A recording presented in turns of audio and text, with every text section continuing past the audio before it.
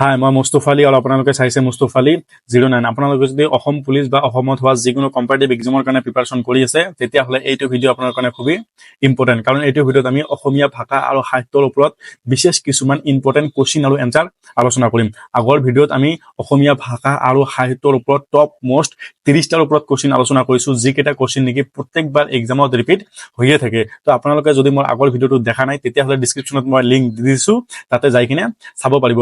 তো এইটো ভিডিঅ'টো আমি ভাষা আৰু সাহিত্যৰ ওপৰত বিশেষ একদম ইম্পৰ্টেণ্ট কিছুমান কুৱেশ্যন আলোচনা কৰিম। আৰু বহুতে মোক আগৰ ভিডিঅ'ত কমেণ্ট কৰিছে যে দাদা এনেকুৱা PDF খিনি আপোনাৰ পৰা কেনেকৈ ল'ব পাৰি। হয়, আপোনালোকে মোৰ পৰা PDF খিনি ল'ব পাৰিব, তাৰ কাৰণে মোক একো পইচা দিব নালাগে, ফ্ৰী লৈ ল'ব পাৰিব। তো মোৰ পৰা কেনেকৈ আপোনালোকে PDF খিনি ল'ব পাৰিব, তো ইয়াৰ ফুল প্ৰচেছ মই ভিডিঅ'ৰ মাজতে জনাই দিম। তো ভিডিঅ'টো স্কিপ নকৰাকৈ শেষলৈকে চাই থাকিব। তো আমাৰ প্ৰথম কুৱেশ্যনটো হৈছে যে কোনে আৰু কেতিয়া বিষ্ণুপ্ৰসাদ ৰাভাক কলাগুৰু উপাধি প্ৰদান কৰিছিল। তো ইয়াৰ এনচাৰটো হৈছে যে কাশী মহাবিদ্যালয়ৰ উপাচাৰ্য সৰ্বপল্লী ৰাধাকৃষ্ণনে। ঠিক আছে, তো সৰ্বপল্লী ৰাধাকৃষ্ণনে বিষ্ণুপ্ৰসাদ ৰাভাক কলাগুৰু উপাধি প্ৰদান কৰিছিল। কিমান চনত প্ৰদান কৰিছিল? 1940 চনত প্ৰদান কৰিছিল। তো আমাৰ নেক্সট কুৱেশ্যনটো হৈছে যে ধন্য নৰ তনু ভাল নামৰ পুথিখন কোনে ৰচনা কৰিছিল। তো এইটো হৈছে যে শংকৰদেৱৰ জীৱনৰ ওপৰত ভিত্তি কৰি সৈয়দ আব্দুল মালিকে এই উপন্যাসখন ৰচনা কৰিছিল। আমাৰ নেক্সট কুৱেশ্যনটো হৈছে যে অসমীয়া ভাষা কোনবোৰ ভাষাৰ সমন্বয়ৰ ফলত গঢ়ি উঠিছিল, মানে কিমান কেইটা ভাষা লগ খাই অসমীয়া ভাষাটো গঢ়ি উঠিছিল। তো মাগধী, প্ৰকৃত আৰ্যত্বৰ ভাষাসমূহ, জনজাতীয় ভাষা, ইংৰাজী, স্পেন, অলনান্দজ, ফাৰ্চী, আৰবী আদি বিদেশী ভাষাসমূহৰ সমন্বয়ৰ ফলত অসমীয়া ভাষা গঢ় লৈ উঠিছিল। নেক্সট কুৱেশ্যনটো হৈছে যে কীৰ্তন ঘোষা আৰু নাম ঘোষা কোনে ৰচনা কৰিছিল বা ইয়াৰ ৰচক কোন। ঠিক আছে, তো মহাপুৰুষ শংকৰদেৱে কীৰ্তন ঘোষা আৰু মাধৱদেৱে নাম ঘোষা ৰচনা কৰিছিল।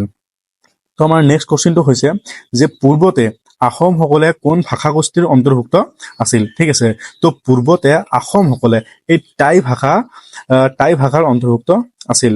আমাৰ নেক্সট কুৱেশ্যনটো হৈছে যে অসমীয়া ভাষাৰ উন্নয়নৰ বাবে বৰঙণি আগবঢ়োৱা দুজন মিছনেৰীৰ নাম। তো ঠিক আছে, তো দুজন মিছনেৰী হৈছে যে মাইলছ ব্ৰানছন আৰু নাথন ব্ৰাউন। তো আমাৰ নেক্সট প্ৰশ্নটো হৈছে যে মামণি ৰায়চন্দ্ৰ গোস্বামীৰ জন্ম কেতিয়া হৈছিল। তো মামণি ৰায়চন্দ্ৰ গোস্বামীৰ জন্ম 1942 চনৰ 14 নৱেম্বৰত হৈছিল। তো আমাৰ নেক্সট কুৱেশ্যনটো হৈছে যে মামণি ৰায়চন্দ্ৰ গোস্বামীয়ে কেতিয়া জ্ঞানপীঠ বঁটা অৰ্জন কৰিছিল। তো মামণি ৰায়চন্দ্ৰ গোস্বামীয়ে 2000 চনত, ঠিক আছে, 2000 চনত জ্ঞানপীঠ বঁটা অৰ্জন কৰিছিল।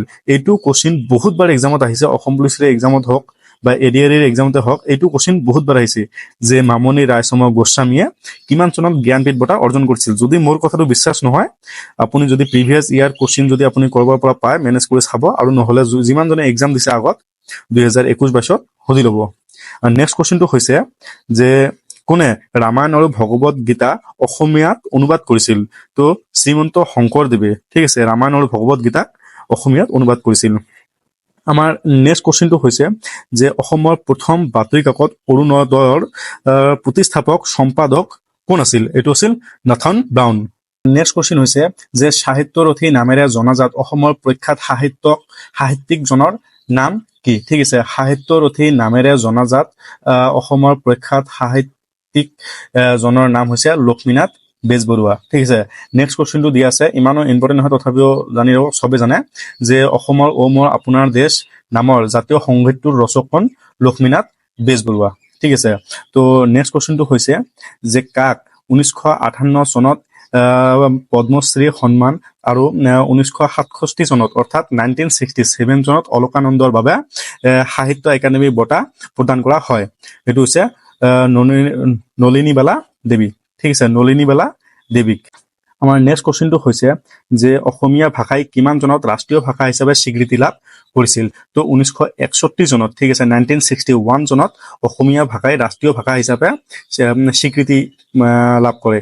তো নেক্সট কুৱেশ্যনটো হৈছে যে অসমৰ প্ৰথম বাতৰি কাকত অৰুণোদয় কিমান চনত প্ৰকাশ হৈছিল। তো অৰুণোদয় প্ৰকাশ হৈছিল 1846 চনত। ঠিক আছে, 1846 চনত অৰুণোদয় প্ৰকাশ হৈছিল। এইটোক লৈ বহুতৰে কনফিউজন হৈ থাকে, বহুতে মোক সুধিছে যে 46 না 48। ঠিক আছে, তো 46।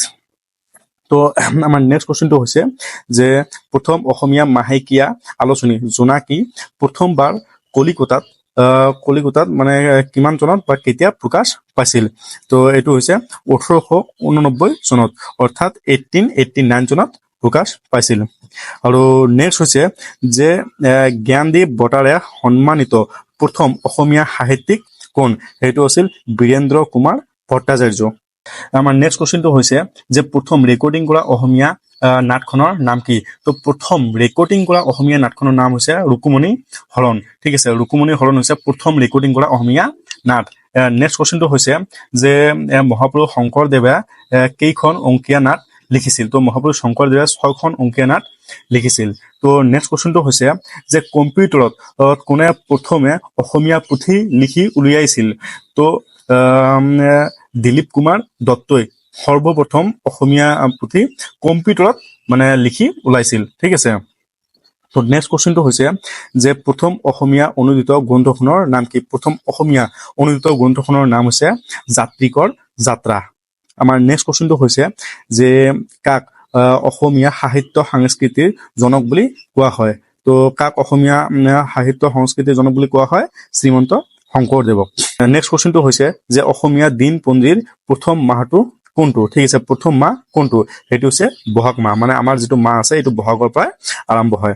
নেক্সট প্ৰশ্নটো হৈছে যে প্ৰথম অসমীয়া ব্যাকৰণখনৰ নাম কি? এইটো হৈছে অসমীয়া ভাষা ব্যাকৰণ। আৰু নেক্সট কুৱেশ্যনটো হৈছে যে প্ৰথম অসমীয়া সাহিত্য বুৰঞ্জী পুথিখনৰ নাম কি? অসমীয়া সাহিত্যৰ বুৰঞ্জী। আৰু নেক্সট কুৱেশ্যনটো হৈছে যে প্ৰথম অসমীয়া দৈনিক বাতৰি কাকতখনৰ নাম কি? প্ৰথম অসমীয়া দৈনিক বাতৰি কাকতখনৰ নাম হৈছে দৈনিক বাতৰি। আমাৰ নেক্সট প্ৰশ্নটো হৈছে যে অসমীয়া জাতীয় জন্তু কি? আমাৰ অসমীয়া জাতীয় জন্তু এশিঙীয়া গড়। ঠিক আছে, এইটো আমি হবে জানো। তাৰপিছত অসমৰ জাতীয় পক্ষী দেওহাঁহ, আৰু অসমৰ জাতীয় ফুল কপৌ ফুল। নেক্সট অসমৰ জাতীয় গছ এইটো হলং গছ, আৰু অসমৰ জাতীয় জলচৰ প্ৰাণী হৈছে শিশু। তো আজিৰ এইটো ভিডিঅ'ত আমি ইমানখিনি কুৱেশ্যনে আলোচনা কৰিলোঁ, আৰু এই গোটেইকেইটা কুৱেশ্যন খুবেই ইম্পৰ্টেণ্ট। হয়তো আপোনালোকে লিখি নোট কৰি ল'ব। আৰু যদি আপোনালোকে মোৰ পৰা এই PDF-খিনি ল'ব বিচাৰে তেতিয়াহ'লে মোৰ ইউটিউব চেনেলটো ছাবস্ক্ৰাইব কৰি মোৰ ডিছক্ৰিপশ্যনত যাই চাব। মই মোৰ ইনষ্টাগ্ৰামৰ লিংক দি দিছোঁ, তাতে যাই কিনে মোক SMS কৰিলে মই দিবলৈ চেষ্টা কৰিম। কিন্তু এটা কথা, যদি মোক 100জন SMS কৰে মই কিন্তু 100জনকে ইমানখিনি বস্তু দিব নোৱাৰোঁ। কাৰণ আপোনালোকে মই এবাৰ কোৱাৰ লগে লগে আপোনালোকে 100জন 200জন যদি SMS কৰি দিয়ে, মই যদি ফ্ৰী নাথাকো ইমানখিনিক দিব নোৱাৰোঁ। মই চেষ্টা কৰোঁ মোৰ তৰফৰ পৰা সকলোকে দিবলৈ, কিন্তু তাৰ ভিতৰতে কিছুমান এৰি যায়। সিহঁতে মোক নেক্সটত কৈ থাকে যে দাদা আপুনি দিম বুলি কৈও নিদিলে। তো কাৰণ হৈছে এনেকুৱা যে কোনোবাই যদি একেলগে 100টা SMS মোৰ ইয়াত আহে, মই 100টাৰ যদি ৰিপ্লাই দিব নোৱাৰোঁ, মানিলো 20টাৰ দিলোঁ, 50টাৰ দিলোঁ, 60টাৰ দিলোঁ, ঠিক আছে, তাৰপিছত যিখিনি থাকি গ'ল সেইখিনিতো থাকি গ'ল। কিন্তু আকৌ 1 ঘণ্টাৰ পিছত যেতিয়া মই অপেন কৰোঁ ইনষ্টাগ্ৰাম, আকৌ নতুনকৈ 100 আহি যায়। ফিৰ আকৌ প্ৰথমৰ পৰা দিওঁতে ফিৰ আগৰ তলৰখিনি থাকিয়ে যায়। তো মই এনেই নকওঁ, মই চবকে দিবলৈ চেষ্টা কৰোঁ, কিন্তু 1জন 2জন যদি থাকি যায় তাৰ কাৰণে বেয়া নাপাব। ধন্যবাদ।